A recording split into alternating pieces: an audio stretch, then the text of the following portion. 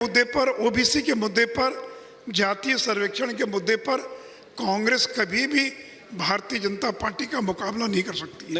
और इसे मैंने कहा कि मंडल भी हमारे साथ है, कमंडल भी हमारे साथ है। नहीं, आपने ठीक कहा मोदी जी। उत्तर प्रदेश चुनाव में भी ये रिफ्लेक्ट हुआ था कि कैसे नॉन यादव ओबीसी वोट जो है गैल्वेनाइज हुए थे योगी आदित्यनाथ जी की तरफ। मेरा अगला सवाल ये है मोदी जी कि अब दिख रहा है कि नीतीश कुमार प्रधानमंत्री पद के रेस से बाहर हो चुके हैं, तो क्या फिर आपके तरफ आ सकते हैं वो दोबारा? उनकी क्या राजनीतिक उपयोगिता जो है बची हुई है? देखिए, बीजेपी ने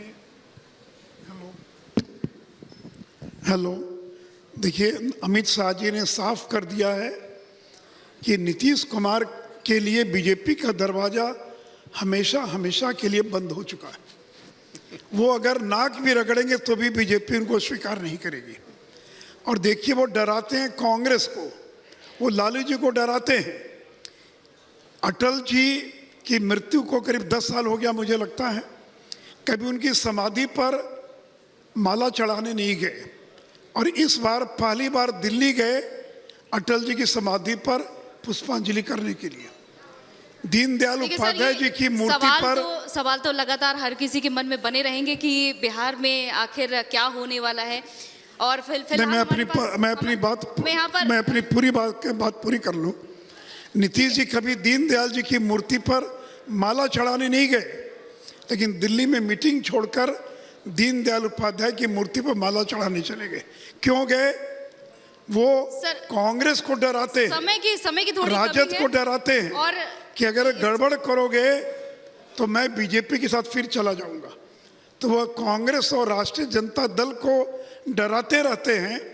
लेकिन मैं कांग्रेस के लोगों को, आचार्य प्रमोद जी को आश्वस्त करना चाहूँगा कि अब इस जन्म में तो नीतीश कुमार को कभी बीजेपी स्वीकार नहीं करेगी। और फिर उनके पास बचा क्या है? उनके पास वोट कहाँ है?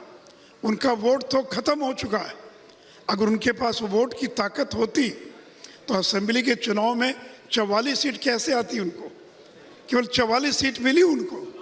तीसरी, वो जमाना चला गया, हर व्यक्ति का एक जमाना रहता है। अब नीतीश जी के पास कोई वोट की ताकत नहीं बची है, बल्कि वो बोझ है किसी भी गठबंधन के लिए। ठीक है सर, बहुत बहुत शुक्रिया हमारे साथ इस चर्चा में शामिल होने के लिए। तो हम इस चर्चा को इसमें एक चीज मैं जोड़ना चाहता हूं। अभी मोदी जी ने कहा कि नीतीश जी के लिए दरवाजे बंद हैं। वो तो आपने राजभर जी के लिए भी कहा था, अजीत पवार के लिए भी कहा था। तो ऐसा नहीं है, अगर नीतीश जी जब भी जाना चाहेंगे तो आप दिल खोल के उनका स्वागत करेंगे, मुझे ऐसा लगता है। मगर अब वो उनका फैसला है, वो क्या करेंगे। पर मेरा निवेदन आपसे ये है कि ये कब तक मंडल और कमंडल में इस देश की राजनीति को अटकाए भटकाए रखा जाएगा। अब वक्त आ गया है जब इस देश में रहने वाला केवल 2 जाति हैं, एक अमीर एक गरीब। गरीबों का उत्थान करिएगा और अमीरों के पतन की बात मत करिएगा, तो शायद ये देश और सशक्त होगा।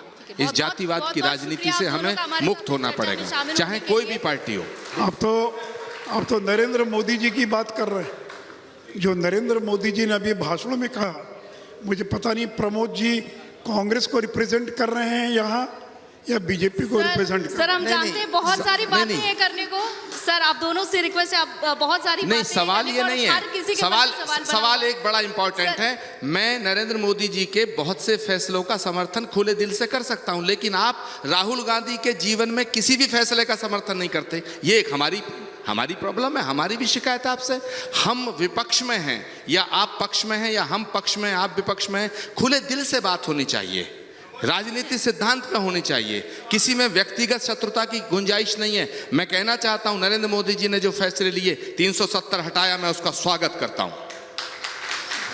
In the interest of nation हटाया, मैं स्वागत करता हूं। मर्यादा पुरुषोत्तम भगवान श्री राम के मंदिर का जब उद्घाटन होगा, हम उसका स्वागत करेंगे। लेकिन कभी कभी आप भी राहुल गांधी के किसी काम का समर्थन खुले दिल से कर दीजिएगा, इतनी शिकायत हमारी है। आचार्य थैंक यू। ये आपके समर्थन और स्वागत का विषय नहीं है। रिक्वेस्ट करना चाहूंगी, चर्चा बहुत लंबी जाने वाली है। चर्चा बहुत लंबी जाने वाली है सर। नरेंद्र मोदी की किसी बात का समर्थन किया है क्या? आज तक कांग्रेस पार्टी ने ये स्वच्छता अभियान के पक्ष में कभी एक लाइन कोई बयान दिया है क्या? ये बता दें। तीसरे, आचार्य प्रमोद जी के समर्थन और विरोध का विषय नहीं है, सवाल है कांग्रेस पार्टी का। नरेंद्र मोदी जी ने जो गरीबों के लिए इतने अच्छे काम किए, एक शब्द कभी प्रशंसा का, कभी राहुल गांधी ने कभी नरेंद्र मोदी जी के बारे में कहा है क्या? तो राहुल गांधी बोले तब तो बात। चलिए मैं समझ में सुशील आती है। मोदी जी से निवेदन करना चाहता हूं, व्यक्तिगत तौर पर राहुल जी की एक तारीफ कर दें, उनके किसी एक काम की तारीफ कर दें, व्यक्तिगत रूप से कर दें। अच्छा चलिए, बहुत बहुत शुक्रिया आप दोनों का हमारे साथ चर्चा में शामिल होने के लिए।